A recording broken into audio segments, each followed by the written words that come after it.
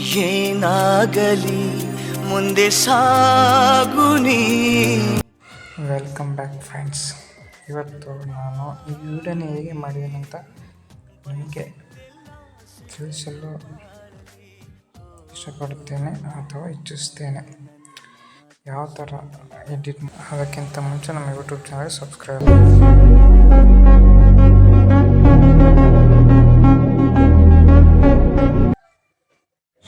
ಮೊದಲಿಗೆ ಕ್ಯಾಪ್ಕಟ್ಟನ್ನು ಓಪನ್ ಮಾಡಿಕೊಂಡು ಫ್ರೆಂಡ್ಸ್, ನಾನು ದಯವಿಟ್ಟು ಹೇಳ್ತೀನಿ, ನನ್ನ ಫೋನ್ ಪ್ರಾಬ್ಲಮ್ ಇರೋ ಸಲುವಾಗಿ ಸ್ಲೋಲಿ ವರ್ಕ್ ಆಗುತ್ತೆ.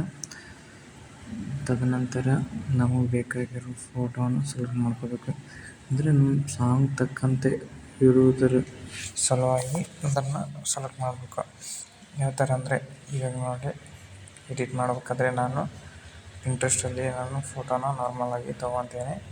ಪಿಂಟ್ರೆಸ್ಟಲ್ಲಿ ಹೋಗಿ ಪಿಂಟ್ರೆಸ್ಟಲ್ಲಿ ಒಂದು ಫೋಟೋ ತೊಗೋಬೇಕಾದ್ರೆ ಫೋಟೋದಲ್ಲಿ ಹೋಗಿ ಫೋಟೋ ಫೈಲ್ನ ಕ್ಲಿಕ್ ಮಾಡಬೇಕು. ಮಾಡಿದ ತಕ್ಷಣ ನಾವು ಯಾವ ಸಾಂಗ್ ಮಾಡೋಕ್ಕೆ ರೆಡಿಯಾಗಿದ್ದೀವಿ ಅಂತ ಥಿಂಕ್ ಮಾಡಿ, ಇವಾಗ ನಾನು ಯಾವ ಸಾಂಗ್ ರೆಡಿ ಮಾಡ್ಬೇಕಂದ್ರೆ ಆ ಸಾಂಗ್ನ ಯಾವ ಥರ ಮಾಡಬೇಕಂತ ನಾನು ಮೊದಲೇ ಡಿಸೈಡ್ ಮಾಡ್ತೀನಿ. ಅಂದರೆ ಫೋಟೋ ನೋಡಿ ಡಿಸೈಡ್ ಮಾಡ್ತೀನಿ. ಈ ಫೋಟೋ ಹಾಕಿದರೆ ಇದಕ್ಕೆ ಚೆಂದ ಕಾಣುತ್ತಾ, ಇದಕ್ಕೆ ಸೂಟಬಲ್ ಆಗುತ್ತಾ ಅಂತ.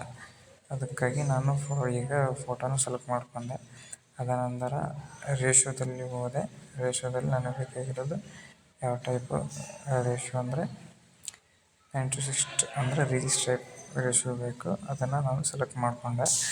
ಸೆಲೆಕ್ಟ್ ಮಾಡಿದ ತಕ್ಷಣವೇ ನಾನು ಅದನ್ನು ಎಕ್ಸ್ಟ್ರಾಕ್ಟ್ ಮಾಡೋಕ್ಕೆ ಟ್ರೈ ಮಾಡಿದೆ ಅಂದರೆ ಫಸ್ಟ್ಗೆ ಎಕ್ಸ್ಟ್ರಾಕ್ಟ್ ಮಾಡಿದೆ.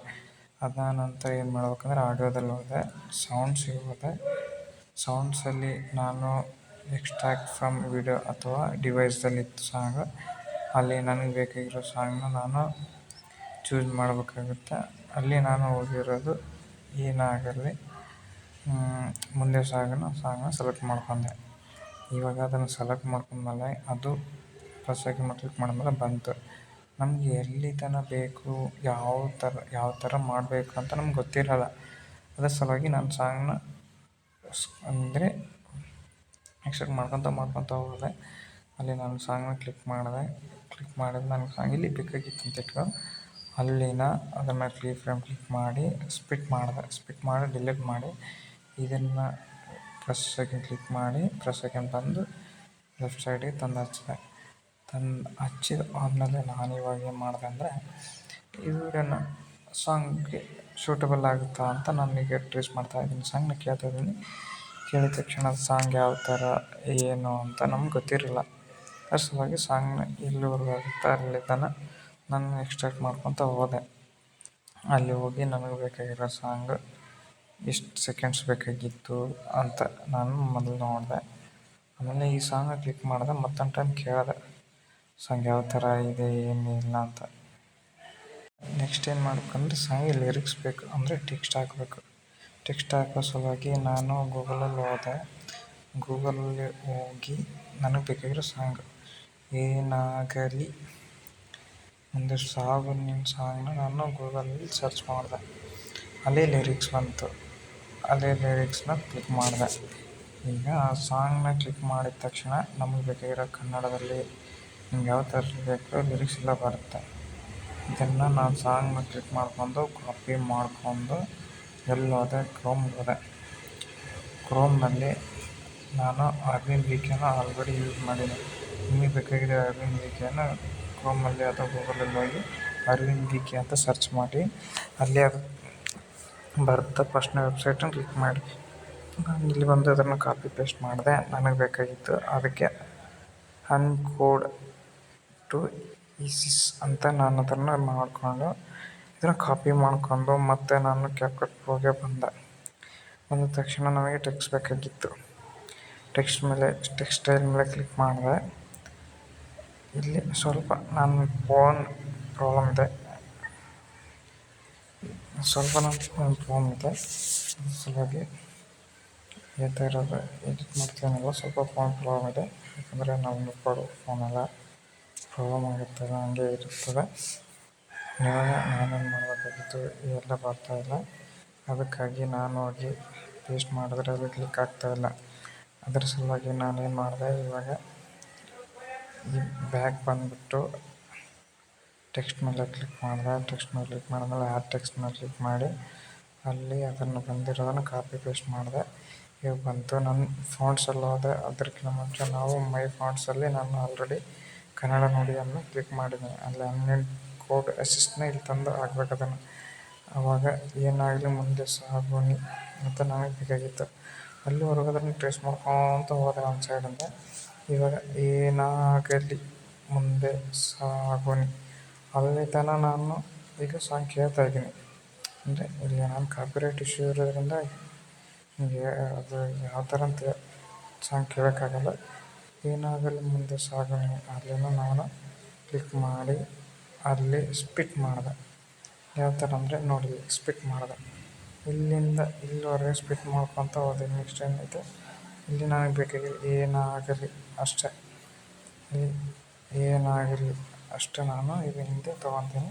ಈಗ ಸ್ಪಿಟ್ ಆಗಿರೋ ಸಲುವಾಗಿ ಇಲ್ಲಿ ತೆಗೆದ್ರೆ ಅದು ಎಲ್ಲ ಹೋಗುತ್ತೆ. ಅದರ ಸಲುವಾಗಿ ನನಗಿಲ್ಲಿ ಬೇಕಾಗಿದ್ದು ಏನಾಗಲಿ ತೆಗಿಬೇಕು. ಮುಂದೆ ಸಾಗೋಣಿ ನನಗೆ ಬೇಕು. ಅಲ್ಲಿಂದ ಅದನ್ನು ರೇರೈಸ್ ಮಾಡಿದೆ. ಹಾಗೆ ಬರೀ ಏನಾಗಲಿ ಅಂತ ಅಷ್ಟೇ ಇತ್ತು. ಅಲ್ಲಿ ಏನಾಗಲಿ ಅಷ್ಟೇ ಬೇಕಾಗಿತ್ತು. ಅದಕ್ಕಾಗಿ ಇದನ್ನು ಕ್ಲಿಕ್ ಮಾಡಿದೆ. ನೆಕ್ಸ್ಟು ಇಲ್ಲಿ ನೋಡಿ ಏನಾಗಲಿ ಮುಂದೆ ಸಾಗೋಣಿ ಇದರ ಸಾಂಗ್ ಅಂತ. ನೆಕ್ಸ್ಟು ಇಲ್ಲಿ ಕ್ಲಿಕ್ ಮಾಡಿದೆ. ಬಯಸಿದ್ದೆಲ್ಲ ಅಂತ ಇರುತ್ತಲ್ಲ ಅಲ್ಲಿ ಇದನ್ನು ಸ್ಪಿಟ್ ಮಾಡ್ಕೊತ ಹೋದೆ. ನಾನು ಸಾಂಗ್ ಎಲ್ಲೆಲ್ಲಿ ಬೇಕಲ್ಲಿ ಇದನ್ನು ಸ್ಪಿಟ್ ಮಾಡ್ತಾ ಹೋದೆ. ಸ್ಪಿಟ್ ಮಾಡ್ತಾ ಹೋದೆ. ಇಲ್ಲಿವರೆಗೂ ನಾನು ಸಾಂಗ್ ಕಂಪ್ಲೀಟ್ ಎಂಡ್ವರೆಗೂ ಅದನ್ನು ಟ್ರೇಸ್ ಮಾಡ್ಕೊತಾನೆ ಹೋದೆ. ಅಂಥದ್ರ ನಂತರ ಇದನ್ನು ಸ್ಪಿಟ್ ಮಾಡಿದೆ. ಸ್ಪಿಟ್ ಮಾಡಿದ ಸಲುವಾಗಿ ಈಗ ಇಲ್ಲಿ ಕಂಪ್ಲೀಟಾಗಿ ಅಂದರೆ ಸ್ಪಿಟ್ ಮಾಡ್ತಾ ಇರ್ಬೇಕು ನಾವು ಎಲ್ಲಿ ಬೇಕು ಲಿರಿಕ್ಸ್ ಅಂತ. ಇವಾಗ ಏನು ಮಾಡ್ಬೇಕು ಇದಾಯಿತು. ನೆಕ್ಸ್ಟ್ ಏನು ಮಾಡ್ಬೇಕು, ನಾವಿಲ್ಲಿ ಕ್ರೋಮಲ್ಲಿ ಹೋಗಿದ್ವಲ್ಲ, ಅಲ್ಲಿ ಗೂಗಲಲ್ಲಿ ಹೋಗಿದ್ವಲ್ಲ, ಆ ಸಾಂಗ್ ಪೇಸ್ಟ್ ಮಾಡಿದ್ವಲ್ಲ, ಅಲ್ಲಿ ಇದನ್ನು ಏನು ಮಾಡ್ಬೇಕು, ಅಲ್ಲಿ ಹೀಗೆ ಇರುತ್ತೆ, ಅಲ್ಲಿ ಇದು ಹೋಗಿರುತ್ತೆ. ಅದ್ರ ಮೇಲೆ ಕ್ಲಿಕ್ ಮಾಡಿ ಎಂಟರ್ ಕೊಡಲಿ ಅಥವಾ ಏನೇ ಮಾಡಲಿ ಅಲ್ಲಿ ಅದು ಬರುತ್ತೆ. ಬರ್ಬೇಕಾದ್ರೆ ಏನು ಮಾಡ್ಬೇಕು, ಇಲ್ಲಿ ಎಂಟ್ರ್ ಹೊಡಿಬೇಕಾದ್ರೆ ಬರುತ್ತೆ. ಅದು ನಮಗೆ ಬೇಕಾಗಿರೋದು ಬಯಸಿದ್ದೆಲ್ಲ ಸಿಗೋದು ಬಹಳಲ್ಲಿ ಅದನ್ನು ಕಾಪಿ ಮಾಡಿಕೊಂಡು ಮತ್ತು ಕ್ಯಾಪ್ಕಟ್ ಪ್ರೋಗೆ ಬಂದು ಅಲ್ಲಿ ಸ್ಟೈಲ್ ಮೇಲೆ ಕ್ಲಿಕ್ ಮಾಡಿಕೊಂಡು ಅಲ್ಲಿ ಇದನ್ನು ಎರೇಸ್ ಮಾಡಿ ಈ ಲಿರಿಕ್ಸ್ನ ಪೇಸ್ಟ್ ಮಾಡ್ಬೇಕಲ್ಲಿ. ಪೇಸ್ಟ್ ಮಾಡಿದರೆ ನೋಡಿ ಹೆಂಗೆ ಕಾಣುತ್ತೆ. ಬಯಸಿದ್ದಲ್ಲಿ ಸಿಗೋದು ಬಹಳಲ್ಲಿ. ಓಕೆ, ಇವಾಗ ನೆಕ್ಸ್ಟ್ ಏನು ಮಾಡಬೇಕು, ಮತ್ತು ನಮಗೆ ಬಯಸಿದ್ದಲ್ಲಿ ಸಿಗೋದು ಬಹಳಲ್ಲಿನೇ ಬೇಕಾಗಿರ್ತದೆ. ಅದ್ರ ಸಲುವಾಗಿ ಏನು ಮತ್ತೆ ಕಾಪಿ ಪೇಸ್ಟ್ ಮಾಡಬೇಕಾಗಿಲ್ಲ. ಅಲ್ಲಿ ಸ್ಟೈಲ್ ಮೇಲೆ ಕ್ಲಿಕ್ ಮಾಡಿ ಇದನ್ನು ಎರೇಸ್ ಮಾಡಿ ಇದನ್ನು ಪೇಸ್ಟ್ ಮಾಡ್ಬೇಕಲ್ಲಿ. ಕ್ಲಿಯರಾಗಿ ಗೊತ್ತಾಯ್ತಾ? ಇವಾಗ ಹೆಂಗೆ ಕಾನ್ಸೆಪ್ಟ್ ನೋಡಿ ಈ ಥರ ಮಾಡಬೇಕಂತ ಗೊತ್ತಾಗಬೇಕು ನಿಮಗೆ. ಮಾಡಿದ ತಕ್ಷಣವೇ ಇವಾಗ ಏನಾಯಿತು, ಇದೊಂದು ನಮಗೂ ಲಿರಿಕ್ಸ್ ಯಾವ ಥರ ಮಾಡೋದು ಅಂತ ಗೊತ್ತಾಯ್ತು. ಸ್ವಲ್ಪ ಎಕ್ಸ್ಟ್ರಾ ಕಡಿಮೆ ಜಾಸ್ತಿ ಆಗಿರುತ್ತೆ ಅಲ್ಲಿ ನಾವು ಕಟ್ ಮಾಡಬೇಕು. ನೆಕ್ಸ್ಟ್ ಇವಾಗ ನಮ್ಮ ಇನ್ನೂ ಬೇಕಲ್ಲ ಸಾಂಗ್ ಥರ ಇನ್ನೂ ಬೇಕಲ್ಲ, ಅದ್ರ ಸಲುವಾಗಿ ಈಗ ಮತ್ತೆ ಬ್ಯಾಕ್ ಬಂದು ನನಗೇನು ಬೇಕಾಗಿತ್ತು, ನನ್ನ ಮಾತು ಸುಳ್ಳಲ್ಲ ಅದನ್ನು ಬೇಕಾಗಿತ್ತು. ಅವಾಗ ಇದನ್ನು ಟ್ರೇಸ್ ಮಾಡಿ ಇಲ್ಲಿ ಎನ್ಕೋಡ್ ಮಾಡಿ ಸೆಲೆಕ್ಟ್ ಮಾಡಿ ನನ್ನ ಮಾತು ಸುಳ್ಳಲ್ಲ ಇದನ್ನು ಕಾಪಿ ಮಾಡಿಕೊಂಡು ಮತ್ತು ಕ್ಯಾಪ್ಕಟ್ ಪ್ರೋಗೆ ಬಂದು ಇಲ್ಲಿರೋದನ್ನು ಸ್ಟೈಲ್ ಮೇಲೆ ಕ್ಲಿಕ್ ಮಾಡಿ ಇಲ್ಲಿರೋದನ್ನು ಎರೇಸ್ ಮಾಡಿ ಇವಾಗ ಏನು ಮಾಡ್ತೀವಿ, ಕಾಪಿ ಪೇಸ್ಟ್ ಮಾಡಿದ್ವಿ. ನನ್ನ ಮಾತು ಸುಳ್ಳಲ್ಲ ಇದನ್ನು ಎಲ್ಲಿವರೆಗೂ ಸಾಂಗ್ ನಮ್ಗೆ ಏನು ಬೇಕು ಅಲ್ಲಿವರೆಗೂ ಕ್ಲಿಕ್ ಮಾಡ್ಕೊಂಡೆ ಇದು ಅಟ್ಲೀಸ್ಟ್ ಡಿಲೀಟ್ ಮಾಡಿಬಿಟ್ಟು ಲಿರಿಕ್ಸ್ ಇದು ಯಾಕೆ ಇದು ಎಂಡ್ವರೆಗೆ ಆಗುತ್ತೆ. ಅದರ ಸಲುವಾಗಿ ಇಲ್ಲಿ ಕ್ಲಿಕ್ ಮಾಡಿ ನೆಕ್ಸ್ಟ್ ಏನಿದೆ ಎಕ್ಸ್ಟ್ರಾ ಕ್ಯಾಪ್ಕಟ್ ಇದು ಬಂದಿದೆ, ಸಿಂಪಲ್ ಬಂದಿದೆ, ಡಿಲೀಟ್ ಮಾಡಿದೆ. ಇವಾಗ ನನ್ನ ಮಾತು ಸುಳ್ಳಲ್ಲ ನನ್ನ ಕ್ಲಿಕ್ ಮಾಡಿ ಇವಾಗ ಒಂದು ಸಾಂಗ್ ಕೇಳಿ ಆ ಥರದ್ದು. ಈಗ ಆ್ಯನಿಮೇಷನ್ ಮೇಲೆ ಕ್ಲಿಕ್ ಮಾಡಿದೆ. ಇನ್ನಲ್ಲಿ ನಮಗೆ ಚೆನ್ನಾಗಿ ಕಾಣಿರೋದು ಓಪನ್ ಮೇಲೆ ಕ್ಲಿಕ್ ಮಾಡಿ ಅದನ್ನು ಸೆಲೆಕ್ಟ್ ಮಾಡಿದ್ವಿ. ಇವಾಗ ಎಲ್ಲದಕ್ಕೂ ಅಪ್ಲೈ ಮಾಡಬೇಕು. ಅಪ್ಲೈ ಮಾಡೋದ್ರಿಂದ ಏನಾಗಲ್ಲ, ಅದು ನಮ್ಗೆ ಚೆನ್ನಾಗಿ ಕಾಣುತ್ತೆ ಲಿರಿಕ್ಸ್ ಓಪನ್ ಆಗೋದು. ಇನ್ನಲ್ಲಿ ಹೋಗ್ಬೇಕು, ಸೇಮ್ ಪ್ರೊಸೆಸ್ ಎಲ್ಲ ಸೇಮ್ ಹಾಕಬೇಕು. ಸೇಮ್ ಹಾಕಿ ನೋಡಿ ಈ ಥರ ಸೇಮ್ ಹಾಕಿದ್ಮೇಲೆ ನೋಡಿ ಅಪ್ ಟು ಎಂಡ್ವರೆಗೂ ನಾನು ಹಾಕ್ತಾಯಿದ್ದೀನಿ. ಚೆನ್ನಾಗಿ ಅನಿಸುತ್ತೆ ಅಂತ ಅಂದ್ಕೊಂಡೆ ನಾನು.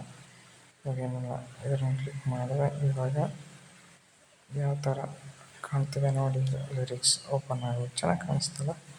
ಇಲ್ಲ ಈ ಥರ ಮಾಡಿದ್ರೆ ಅಂದರೆ ಚೆನ್ನಾಗಿ ಕಾಣುತ್ತೆ. ಈಗ ಅನಿಮೇಷನ್ ಮೇಲೆ ಕ್ಲಿಕ್ ಮಾಡಿ ಓಪನ್ ಮಾಡಿ ಕ್ಲಿಕ್ ಮಾಡಿ 0.24 ಅಂದರೆ ಸಾಂಗ್ ಇಲ್ಲಿ ಎಳೀತಾ ಇರ್ಬೇಕು. ಸಾಂಗ್ ಯಾವ ಥರ ಎಲ್ಲಿ ಓಪನ್ ಸ್ಲೋಲಿ ಆಗ್ಬೇಕು, ಎಲ್ಲಿ ಸ್ಪೀಡ್ ಆಗ್ಬೇಕು ಅಂತ ಯಾವುದೇ ಕಾರಣಕ್ಕೂ ಅನಿಮೇಷನಲ್ಲಿ ಈ ಥರ ಎಲ್ಲ ಮಾಡಿದ್ರೆ ನಿಮ್ಗೆ ಚೆನ್ನಾಗಿ ಅನಿಸುತ್ತೆ, ಚೆನ್ನಾಗಿ ವ್ಯೂಸ್ ಬರುತ್ತೆ. ಇವಾಗ ಇದನ್ನಾಯಿತು. ಇವಾಗ ಏನು ಮಾಡಬೇಕು, ನಾವು ನಮ್ಗೆ ಫೋಟೋ ಮೇಲೆ ಏನೋ ಪ್ರಾಬ್ಲಮ್ ಕಾಣ್ತಿದೆ, ಫಿಲ್ಟರ್ ಮೇಲೆ ಹೋಗಿ ನೆಕ್ಸ್ಟ್ ಏನು ಮಾಡಬೇಕು, ನಮಗೆ ಬೇಕಾಗಿರೋ ಫಿಲ್ಟರನ್ನು ಕ್ಲಿಕ್ ಮಾಡಬೇಕು. ಅಂದರೆ ಆ ಫೋಟೋದಲ್ಲಿರೋದಕ್ಕೆ ಹೆಂಗೆ ಆಗುತ್ತಾ ಅಂತ ಕ್ಲಿಕ್ ಮಾಡಿ ಆ ಥರ ನೋಡಿ 1-2 ಸೆಕೆಂಡ್ಸ್. ಈಗ ಇದು ಬಂತು, ಎಕ್ಸ್ಟ್ರಾಕ್ಟ್ ಬಂತು. ಇದ್ರ ಮೇಲೆ ಕ್ಲಿಕ್ ಮಾಡಿ ಬ್ರೈಟ್ನೆಸ್ನ ಸ್ವಲ್ಪ ನೋಡಿ, ಕ್ಲಿಯರಾಗಿ ನೋಡಿ, ಫೋಟೋ ಚೆನ್ನಾಗಿ ಕಾಣಬೇಕು. ಸ್ಯಾಚುರೇಷನ್ ಪ್ಲಸ್ಕಿನ ಬೇಕಾದ್ರೆ ಚೆನ್ನಾಗಿ ಕಾಣುತ್ತೆ, ಪ್ಲಸ್ ಚೆನ್ನಾಗಿ ಬ್ರಿಲಿಯನ್ಸ್ -24 ಇಟ್ಟು, ಶಾರ್ಪ್ನೆಸ್ ಜಾಸ್ತಿ ಇಟ್ಟು ಚೆಂದ ಕಾಣುತ್ತೆ. ಯಾವುದೇ ವಿಡಿಯೋ ಮಾಡಿ ಜಾಸ್ತಿ ಕಾಣುತ್ತಾ. ನೆಕ್ಸ್ಟು ಹೈಲೈಟ್ಸ್ ಯಾವಾಗಲೂ ನೋಡ್ಬೇಕು ಚೆನ್ನಾಗಿ ಕಾಣುತ್ತೆ ಅಂತ. ಶ್ಯಾಡೋನ ನೋಡಿ ಎಷ್ಟು ನೀಟಾಗಿ ಕಾಣುತ್ತೆ ನೋಡಿ. ಒಂದು ಟೈಮ್ ಯಾವ ಥರ ಕಾಣುತ್ತೆ ನೋಡಿ. ನಿಮಗೆ ಈ ಥರ ಮಾಡಿದ್ರೆ ಚೆನ್ನಾಗಿ ಅನ್ನಿಸ್ತಂದರೆ ಮಾಡ್ಬೇಕು.